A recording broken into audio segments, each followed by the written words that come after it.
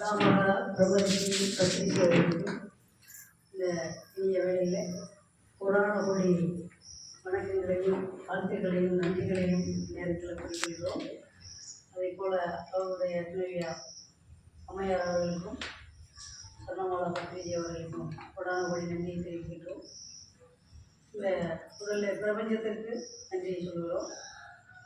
நமக்கெல்லாம் ஞானத்தை வழங்குவதற்காக சென்னையிலிருந்து மிகப்பெரிய மூத்த பிரமிட் ஆசான் குளோபல் மாஸ்டர் பத்திரிகை அவர்களோடு நீண்ட காலம் கூட பணியிலிருந்து நிறைந்த அனுபவங்களை பெற்று அந்த ஞானத்தை நமக்கு வழங்க வந்திருக்கும் பிரசாந்தி அம்மையார் அவர்களை நமது பத்திரிகை மையத்தின் சார்பாக பிரமிட் மையத்தின் சார்பாக வருக வருக என்று பலத்த கரவொலியோடு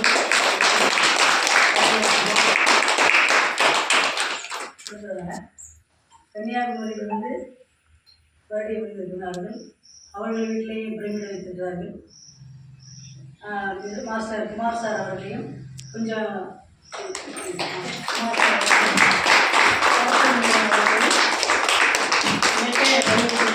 அவர்களையும் நம்முடைய கருணாநிதி பிரமிட் மையத்தின் சார்பாக வரவேற்கின்றோம். பிறகு திண்டுக்கல்லிலிருந்து மிகச்சிறந்த மாஸ்டர் வில்லியம் சார் அவர்களும் இங்கே வருகை.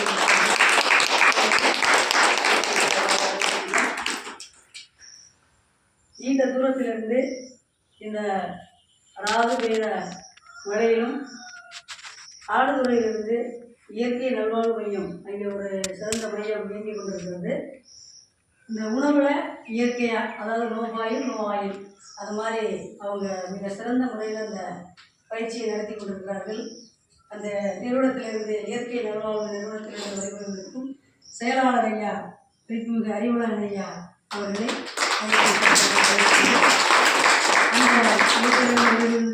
பொருளாளர் ஐயா சுந்தர் அவர்களையும் அந்த பகுதியில் மூக்குடி கிராமத்திலிருந்து ரொம்ப நாளாக அம்பலமாக பணிபுரிந்து அந்த கிராமத்தை நிர்வகித்த ஐயா அவர்களை மையத்தின் சார்பாக கோவில் சார் அவர்களையும் மையத்தின் சார்பாக வரவேற்று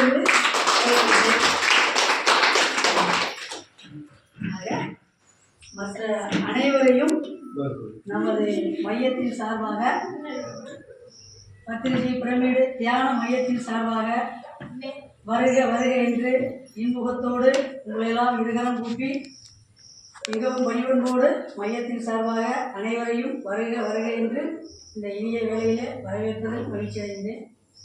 இன்னும் வர இருக்கின்ற மாஸ்டர்களையும் வரவேற்கின்றோம். இப்பொழுது நமக்கு ஞானத்தை வழங்குவதற்கு குளோபல் மாஸ்டர் பிரசாந்தி மேடம் அவர்களை அன்போடு அழைக்கின்றோம், வரவேற்கின்றோம்.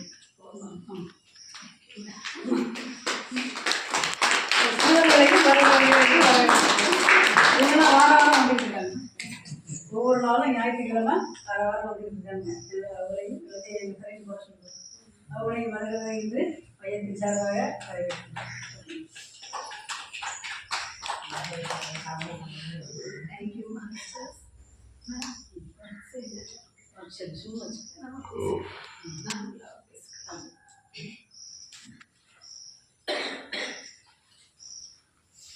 ஓகே மாஸ்டர்ஸ், எல்லோருக்கும் வணக்கம்.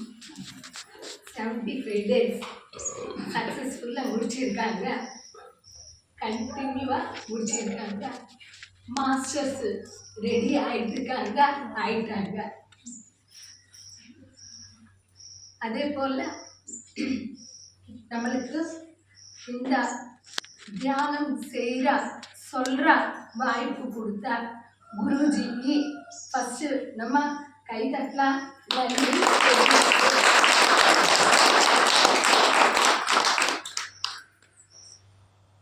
தைரியமாக தியானம் செய்யுங்கன்னு சொல்கிறதே கஷ்டம்.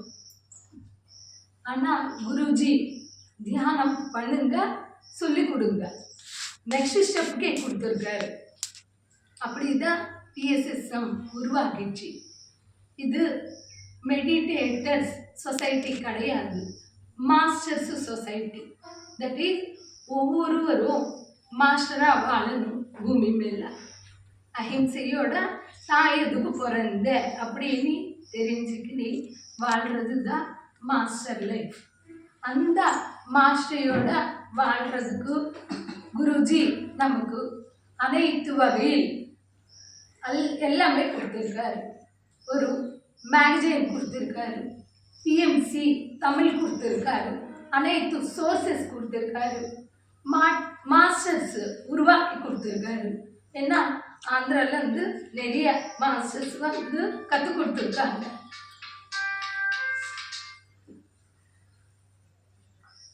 இப்படிதான் ஒவ்வொரு மாஸ்டரா உருவாக்கி இன்னைக்கு லட்சக்கணக்கில் உலகம் முழுசா இருக்கிறாங்க. இன்னைக்கு அதன் தாண்டில மாஸ்டர்ஸ் ரெடி ஆகிருக்காங்க. அப்படிதான் இங்கேயும் வளர்ந்துச்சு. அண்டு ஒரு சின்ன ரிக்வெஸ்ட், இப்பொழுது பிரமிடு கட்டிட்டு நம்மளுக்கு தியானத்தை செய்கிறதுக்கும் சொல்லி கொடுக்கறதுக்கும் வாய்ப்பு கொடுத்துட்டு இந்த ப்ரோக்ராம் அரேஞ்ச்மெண்ட் பண்ண சித்ராதேவி மேடம், சரஸ்வதி மேடம்க்கு நம்ம வந்து கரவழி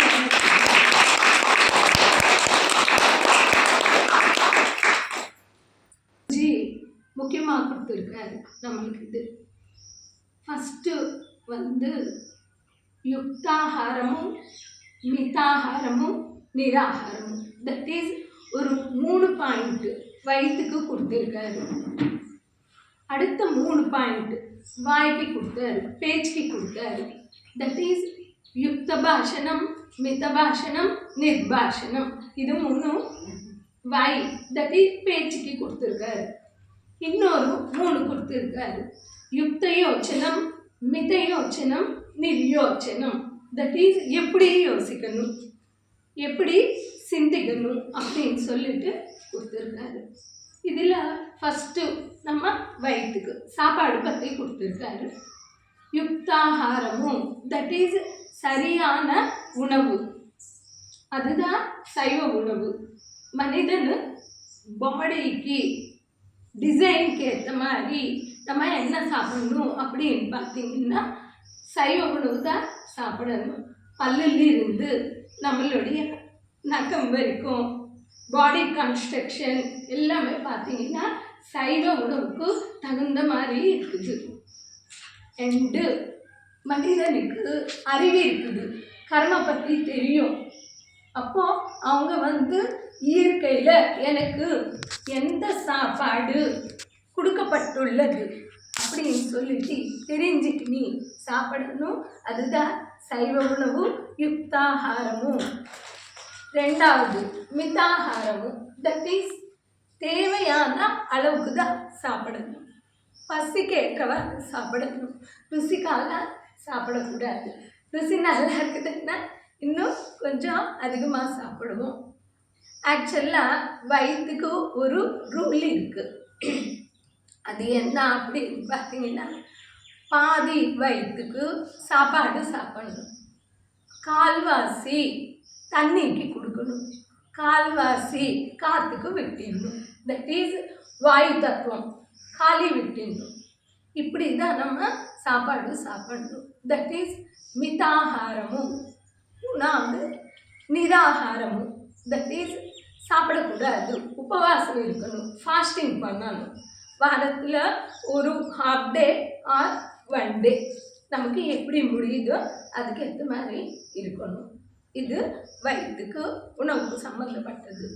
2வது பேச்சு எப்படி இருக்கணும் அப்படின்னா, யுக்த பாஷணம், சரியான பேச்சு இருக்கணும். தட் இஸ் அந்த டாப்பிக்கு அர்த்தமுள்ளதாக இருக்கணும்.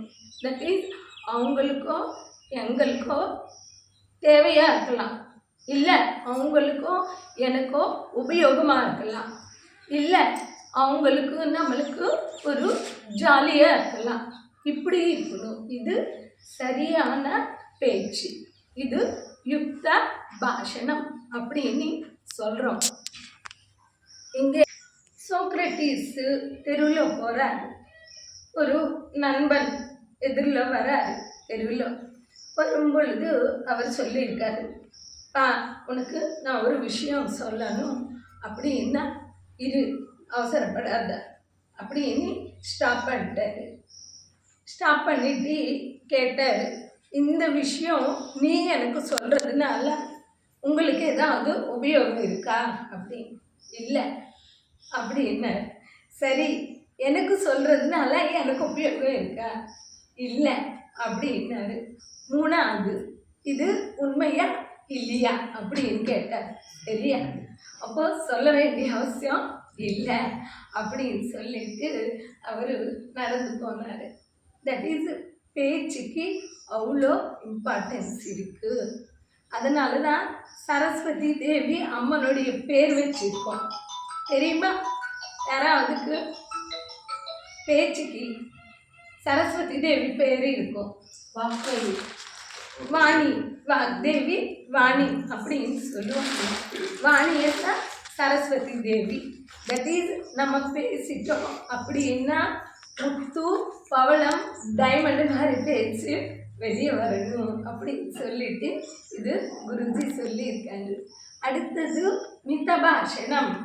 மிதபாஷணம்னா தேவையான அளவுக்கு பேசுறது. கம்மி பேசக்கூடாது, ஜாஸ்தி பேசக்கூடாது. ஜாஸ்தி பேசிட்டோம்னா என்ன ஆகிடும்? நம்மளுடைய பேச்சுக்கு மதிப்பு இருக்காது. கரெக்டானது, உண்மையான எசன்ஸு தள்ளி போயிட்டு தேவையற்றது வந்துடும். அதனால் மிதபாஷணம்.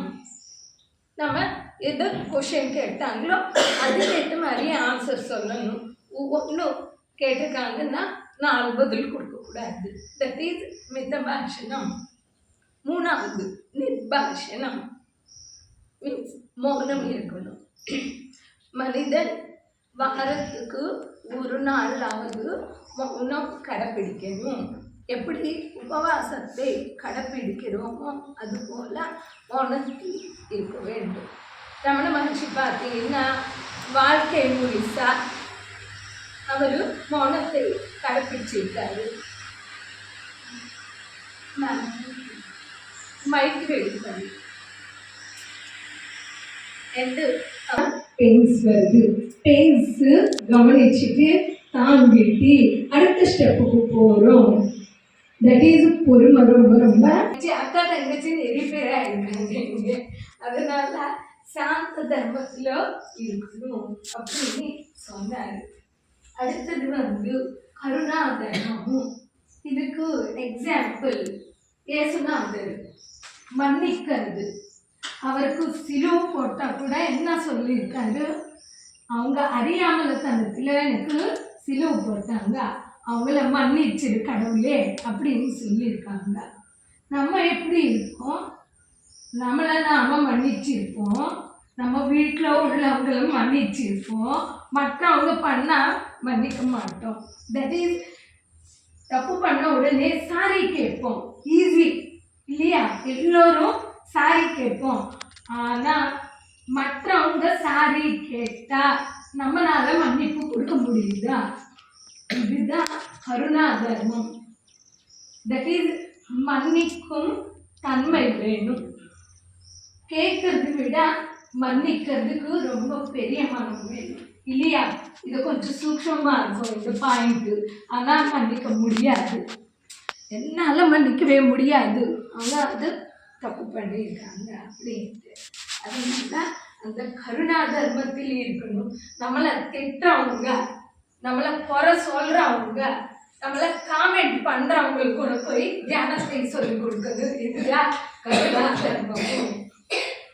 அடுத்த பார்த்தீங்கன்னா ஆகார தர்மமும் இப்போ தெரிஞ்சுக்கிட்டோம். உணவை எப்படி சாப்பிடணும் அப்படிங்கிற பாயிண்ட்ஸு தெரிஞ்சுக்கிட்டோம். யுக்தாகாரம், மிதாகாரம், நிராகாரம். சைவ உணவு சரியான அளவு சாப்பிடாம இருக்கிறது. அடுத்தது ஸ்வாத்தியாய தர்மமும், அதாவது புக்ஸு படிக்கணும், சுயமாக அத்தியனம் பண்ணணும், ரீசர்ச் பண்ணணும். இப்போ ஒரு கிளாஸ் நான் சொல்லி போயிருக்கேன். அவங்க சொல்கிறதுல எது உண்மையானது? அவங்க தெரிஞ்சு சொல்லிட்டாங்களா, தெரியாமலே சொல்லிட்டாங்களா? மகான்கள் உண்மையா என்ன சொல்லியிருக்காங்க அது நம்ம சுயமா படிச்சு தெரிஞ்சுக்கணும் புரிஞ்சுக்கணும். அப்பொழுது கிளாரிட்டி இருக்கும். தியானம் பண்ணா பியூரிட்டி, புக்ஸ் படிச்சா கிளாரிட்டி, இது ரெண்டும் கண்டிப்பா வேணும் நம்மளுக்கு. அதனால மகான்கள் நிறைய எழுதி வச்சிருக்காங்க. திருமந்திரம் இருக்குது, திருக்குறள் இருக்குது, பகவத்கீதை இருக்குது, உத்தரகீதை இருக்குது. அதே போல ஓஷோ புக்ஸ் கிட்டத்தட்ட 600 புக்ஸ் இருக்குது. அருமையா இருக்கும். சுவாசத்தை பத்தி இருக்கும், குண்டலினி பத்தி இருக்கும். மகான்கள் புத்தரை என்ன சொல்லியிருக்காரு அப்படின்றது இருக்கும். தமபதம் இருக்குது, போதி தர்மன் இருக்குது, லாவோஜி இருக்குது, சுவாங்ஸ், இத்தனை பேர் பத்தி எழுதி வச்சிருக்காரு ஓஷோ. கிருஷ்ணர் பத்தி எழுதி வச்சிருக்காரு. இவற்றை அனைத்தும் படிக்கணும். ஃபர்ஸ்ட் வரவங்க பரமஹம்ச யோகானந்தரின் ஒரு யோகி சுயசரிதம் படிக்கணும். இதுக்குன்னா அது படிச்சாதான் தியானம் இவ்வளோ ஈஸியாக கிடைச்சதா நம்மளுக்கு அப்படின்றது புரிஞ்சுக்கிறதுக்கு. இல்லாதப்பா வரலாறு இதுவும் படிக்கணும். இப்படி நிறைய புக்ஸ் இருக்குது, படிக்கணும். இன்னும் குருஜி சொல்லியிருக்காரு, நீ ஹிந்துவா இருந்தா ஃபர்ஸ்ட் பகவத்கீதை படி, அடுத்தா குரான் பைபிள் படி. நீ ஒரு முஸ்லிமா இருந்தா குரான் படிச்சுட்டு பகவத்கீதை பைபிள் படி. நீ ஒரு கிறிஸ்டியனா இருந்தா பைபிள் படிச்சுட்டு குரான் பகவத்கீதை படி. எதுக்கும் இவ்வளோ சொல்லியிருக்காரு. 3ல் இருக்கிறது ஒண்ணுதான் புரிஞ்சுக்கிறதுக்கு. அப்போதான் புரியும், ஓஹோ ஏசுநாதர் இதுதான் சொல்லியிருக்காரு, அல்லாஹ் இதுதான் சொல்லியிருக்காரு, கிருஷ்ணரும் அதேதான் சொல்லியிருக்காரு. நாம தான் புரியாமலே நீ ஹிந்து, நான் முஸ்லிம், பகவத்கீதா அது இது அப்படின்னு சொல்லிக்கிறோம். அதை புரிஞ்சுக்கிறதுக்கு. இப்போ கிறிஸ்டியன்ஸ் பார்த்தீங்கன்னா என்ன படிப்பாங்க? பைபிள் கண்டிப்பா படிப்பாங்க. இவங்க முஸ்லிம்ஸ் என்ன படிப்பாங்க? குரான் படிப்பாங்க. சிக்கு என்ன படிப்பாங்க?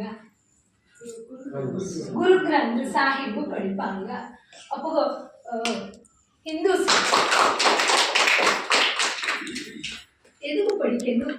ஸ்டாண்டர்ட்ஸ். மனிதன் எப்படி வாழணும் அப்படின்ற மேனுவல் கொடுத்திருக்காரு கிருஷ்ணர். இது மட்டும் டிஸ்ட்ரிபியூட் பண்ணிக்கலாம், அப்புறம் பார்க்கலாம்.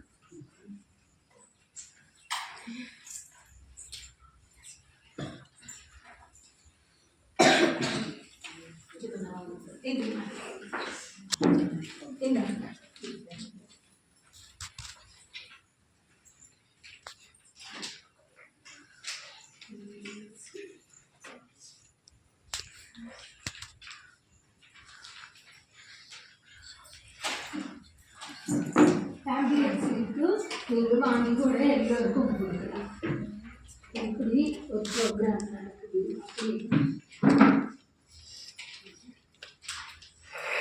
தியானத்தை கற்றுக் கொடுக்கணும் அப்படின்னா ஒன்றும் பண்ண வேண்டியது இல்லை, கூட்டிகிட்டு வந்தாலே போதும். எல்லாரும் பண்ணுவாங்க, சொல்கிறது இல்லை, அவங்களுக்கு போய் உட்காந்துருவாங்க.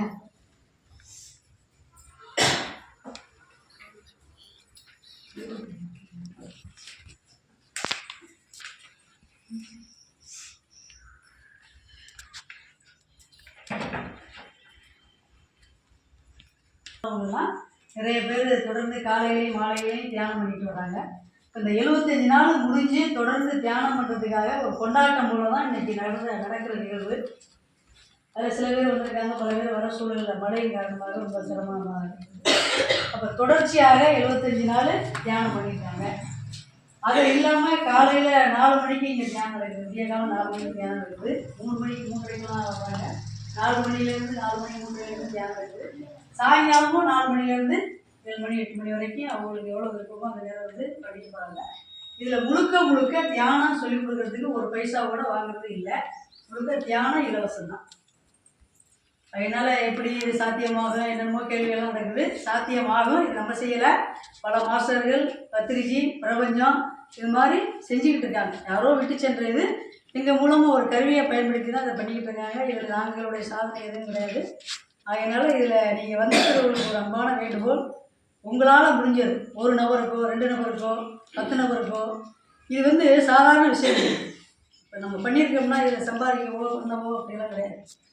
ஒரு ஆன்மா அந்த எதுக்கு வந்தோம் இந்த பூமிக்கு அப்படிங்கிறத உணர வச்சிட்டோம்னா அதுக்கு ஈடு இணைய எத்தனை கோடி கொடுத்தாலுமே தகாது. இதை எவ்வளோ பேர் கஷ்டத்தில் இருக்காங்க, புரிதல் இல்லாமல் குடும்பத்துலேயும் சரி வெளியிலையும் சரி, மன கஷ்டம் பொருள் கஷ்டம் எல்லாமே. கத்திரி சொல்லுவானால ஏதோ என்ன வேணும்னு கேட்டாலும் தியானம் பண்ணு, உனக்கு என்ன வேணும் எனக்கு அதில் நீ தியானம் பண்ணு, இதெல்லாம் நீ தியானம் பண்ணினா என்ன இருக்கோ அதை வச்சு நிறைவாக வாழ ஒரு கான்செப்ட் கிடைக்கும். இன்னொன்று, பிரபஞ்சத்தோடு இது தொடர்பு சாதாரணம் இல்லை, பிரபஞ்சத்தோடு இது தொடர்பு வச்சுக்கணும். நம்ம மூச்சு அந்த பிரபஞ்ச ஆற்றல் சேர்த்து உள்ளுக்குள்ளே உள்ள 22,000 நாடி நரம்புகளை தூய்மைப்படுத்துது. அதனால நம்முடைய உடலும் சரி மனமும் சரி எதுக்காக இந்த பூமிக்கு வந்தோம் அப்படிங்கிறது தெரியும். அதனால ரொம்ப அற்புதமான ஒரு